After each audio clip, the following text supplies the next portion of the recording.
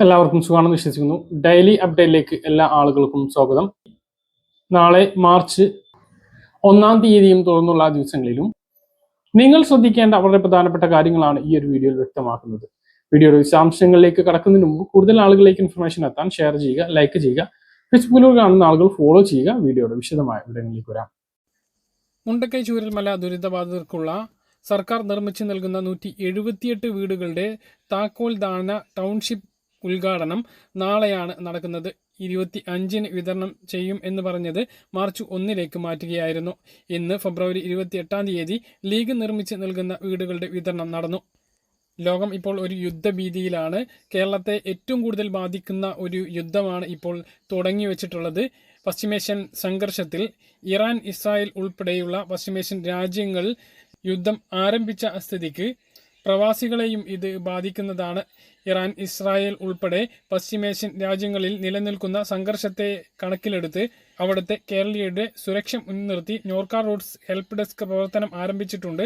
സഹായം ആവശ്യമുള്ള പ്രവാസികൾക്ക് നോർക്ക ഗ്ലോബൽ കോൺടാക്റ്റ് സെന്ററിന്റെ താഴെ പറയുന്ന നമ്പറുകളിൽ ബന്ധപ്പെട്ട് വിവരങ്ങൾ രജിസ്റ്റർ ചെയ്യാവുന്നതാണ്.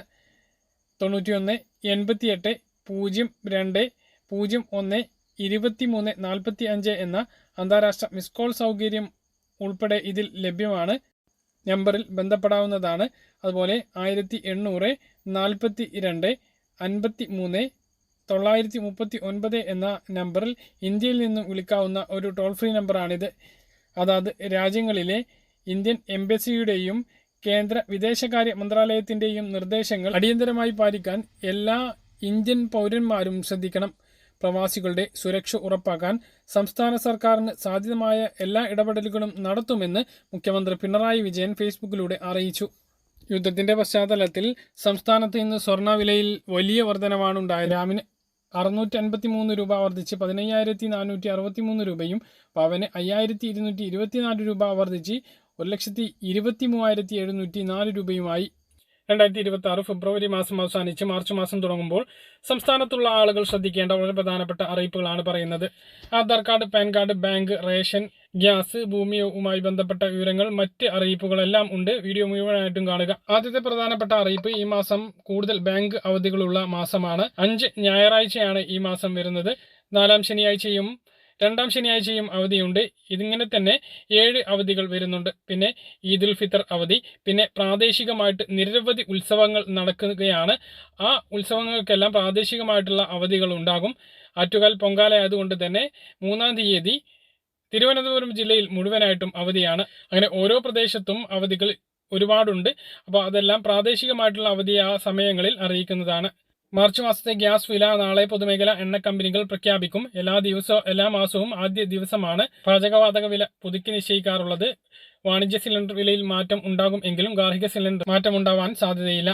സംസ്ഥാനത്ത് മാർച്ച് മാസത്തെ റേഷൻ വിതരണം മാർച്ച് 3-ാം തീയതി മുതൽ ആരംഭിക്കും. തിരുവനന്തപുരത്ത് മാത്രം 4-ാം തീയതി മുതൽ ആരംഭിക്കും. വൈദ്യുതി ബില്ലിൽ മാർച്ച് മാസത്തിൽ സർചാർജ് കുറയുമെന്ന് KCB അറിയിച്ചിട്ടുണ്ട്. ആധാർ കാർഡ് 5 വയസ്സ് കഴിഞ്ഞ കുട്ടികളുടെയും 15 വയസ്സ് കഴിഞ്ഞ കുട്ടികളുടെയും ആധാർ കാർഡ് ബയോമെട്രിക് ചേർക്കാനുള്ള സമയം പറഞ്ഞിട്ടുള്ളത് മാർച്ച് 31 അതിനു മുമ്പ് ചെയ്യാൻ വേണ്ടി ശ്രദ്ധിക്കുക.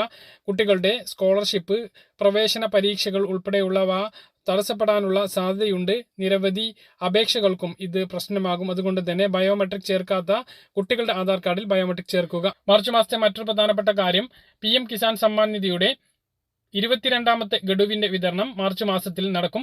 കൂടുതൽ സാധ്യത കേരളത്തിൽ വെച്ച് വിതരണം ചെയ്യാനാണ് എന്നുള്ള റിപ്പോർട്ടുകളുണ്ട്. മാർച്ച് 11-ന് പ്രധാനമന്ത്രി നരേന്ദ്രമോദി കേരളത്തിലെത്തുന്നുണ്ട്. അന്ന് വിതരണം ചെയ്തിട്ടില്ല എങ്കിലും ഈ മാസം അതിന്റെ വിതരണം ഉണ്ടാകും. 9 കോടി കർഷകർക്ക് 2,000 രൂപ വീതം അക്കൗണ്ടുകളിലേക്ക് ക്രെഡിറ്റ് ആകും. അതുപോലെ തന്നെ സാമൂഹ്യ സുരക്ഷാ പെൻഷൻ 2,000 രൂപ മാർച്ച് മാസത്തേത് നേരത്തെ വിതരണം ചെയ്യാനുള്ള സാധ്യതയുണ്ട്. ഈസ്റ്ററും വിഷുവും ഏപ്രിൽ മാസത്തിൽ വരികയാണ്. ഈ മാസം പെരുന്നാളും നടക്കുകയാണ്. ചിലപ്പോൾ ഒരു മാസത്തേത് അഡ്വാൻസ് ആയി ലഭിക്കാനുള്ള സാധ്യതയുണ്ട്. ഇലക്ഷൻ ഈ മാസം പ്രഖ്യാപിക്കും. ഏപ്രിൽ മാസത്തിൽ സംസ്ഥാനത്ത് നിയമസഭാ ഇലക്ഷൻ ഉണ്ടാവാനുള്ള സാധ്യതയുണ്ട്. അപ്പോൾ ആനുകൂല്യങ്ങളൊന്നും താമസിക്കില്ല. സ്ത്രീ സുരക്ഷാ പെൻഷൻ 2-ാമത്തെ ഗഡുവിന്റെ വിതരണവും ഈ മാർച്ച് മാസത്തിൽ 10-ന് ശേഷം നടക്കുന്നതാണ് എന്നുള്ളതാണ് വിവരം. കൂടുതൽ ആളുകൾക്ക് കഴിഞ്ഞ തവണ 10 ലക്ഷത്തിലധികം ആളുകൾക്ക് ലഭിച്ചപ്പോൾ ഇനി കൂടുതൽ ആളുകൾക്ക് 15 ലക്ഷത്തിലധികം ആളുകൾക്ക് സ്ത്രീ സുരക്ഷാ പെൻഷൻ ഈ മാസത്തിൽ ലഭിക്കും എന്നുള്ളതാണ് വിവരം. മറ്റൊരു പ്രധാനപ്പെട്ട കാര്യം, വാട്സപ്പിന് സിം കാർഡ് നിർബന്ധമാക്കാൻ കേന്ദ്ര സർക്കാർ തീരുമാനിച്ചിരിക്കുകയാണ്. മാർച്ച് മാസത്തിൽ ഇത് നടപ്പിലാക്കും എന്നുള്ളതാണ് വിവരം.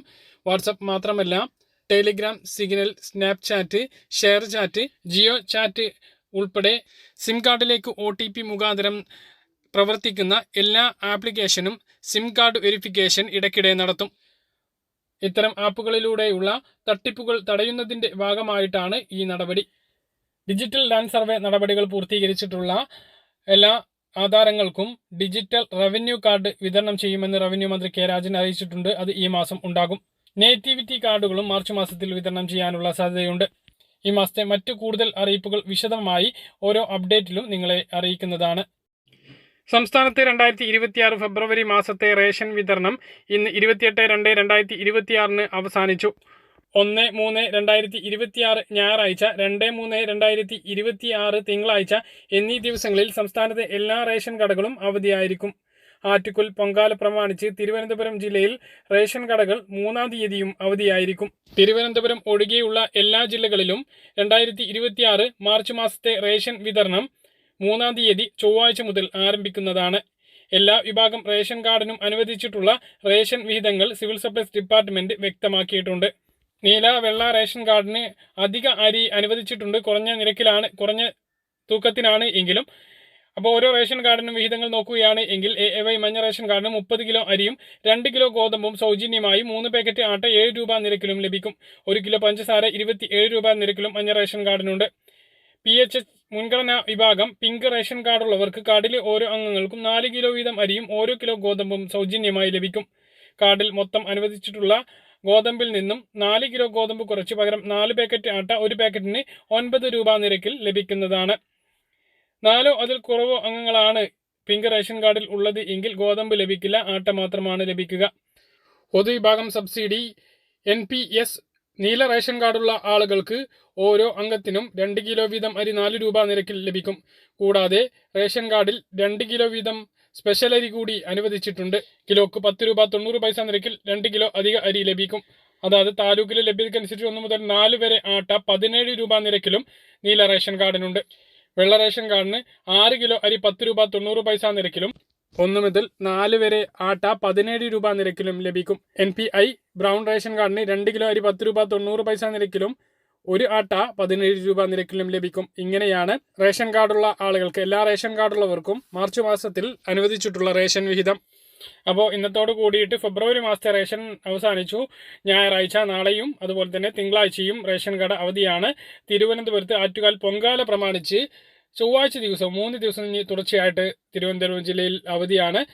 ബാക്കിയുള്ള എല്ലാ ജില്ലയും, തിരുവനന്തപുരം ജില്ല ഒഴികെയുള്ള എല്ലാ ജില്ലകളിലും ചൊവ്വാഴ്ച മുതൽ റേഷൻ വിതരണം ആരംഭിക്കുന്നതാണ്. മാർച്ച് മാസത്തെ റേഷൻ വിതരണം ആരംഭിക്കുന്നതാണ്. തിരുവനന്തപുരത്ത് ബുധനാഴ്ചയും മാർച്ച് മാസത്തെ റേഷൻ വിഹിതങ്ങളുടെ വിതരണം ആരംഭിക്കുന്നതാണ്. അപ്പോൾ ഇത്രയും സാധനങ്ങളാണ് ഓരോ റേഷൻ കാർഡിനും അനുവദിച്ചിട്ടുള്ളത്. എല്ലാ റേഷൻ കാർഡിനും അത്യാവശ്യം സാധനങ്ങളുണ്ട്. 4 കിലോ വരെ ആട്ടയാണ് നീല. വെള്ള റേഷൻ കാർഡിനുള്ളത് 6 കിലോ അരിയും വെള്ള റേഷൻ കാർഡിനുണ്ട്. 10 കിലോ വിഹിതം വെള്ള റേഷൻ കാർഡിന് തന്നെ ഉണ്ട് ഈ മാസം എന്നുള്ളതാണ്. അതേസമയം സപ്ലൈകോയുടെ വിതരണം തിങ്കളാഴ്ച മുതൽ തന്നെ ആരംഭിക്കുന്നതുമാണ്. പറഞ്ഞ കാര്യങ്ങൾ കൃത്യമായിട്ട് മനസ്സിലാണെന്ന് കരുതുന്നു. ഇതുപോലുള്ള ഇൻഫർമേഷനുകൾക്ക് ഫോളോ ചെയ്യുക, സബ്സ്ക്രൈബ് ചെയ്യുക. മറ്റൊരു വീഡിയോയുമായി നമുക്ക് വീണ്ടും കാണാം. ഇതുവരെ